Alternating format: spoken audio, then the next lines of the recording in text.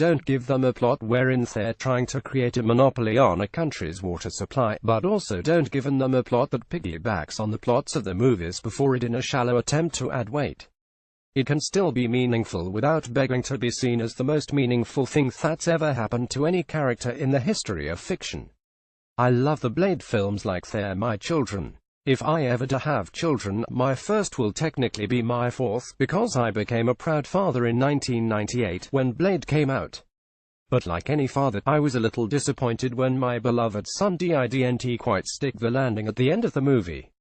After 100 minutes of bloody, grimy hand-to-hand combat, a bunch of dudes exploded into skeletons and went inside the evil Deacon Frost.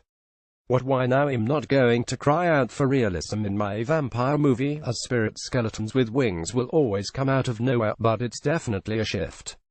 This is followed by a short fight between Deacon and Blade, the greatest line in movie history, and a needle being spin-kicked into Deacon's face. At the end of Blade Trinity, however, Blade is taking on Dracula. Fucking Dracula, and the climactic scene between a vampire hunter and the ultimate vampire is a very simple fight. Wesley Snipes grunts and kicks. Dracula grunts and punches. Grunting and kicking are on Blade's resume, but you'd think that during a final confrontation with Dracula, the filmmakers would put some icing on the cake. Also, it kind of makes Dracula look bad. He's been a symbol of nearly unstoppable terror in dozens of films, but as it turns out, the secret all along has been to kick him, like, a lot.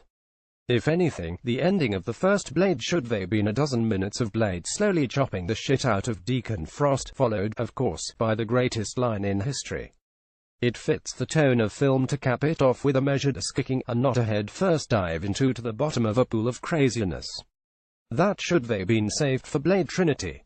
Of course, we all dreamed of Blade turning into a 10-part series, with each installment somehow outdoing the last in terms of Blade quips and undead decapitations.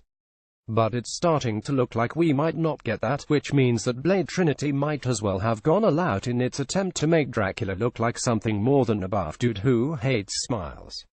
Flying bones coming out of bodies, little bats that turn into people when they come inside, Blade singing the soundtrack as he does literally anything in the movie, you name it, and I'd honestly be fine with it. It's Blade Trinity. It's not like you're gonna make it worse.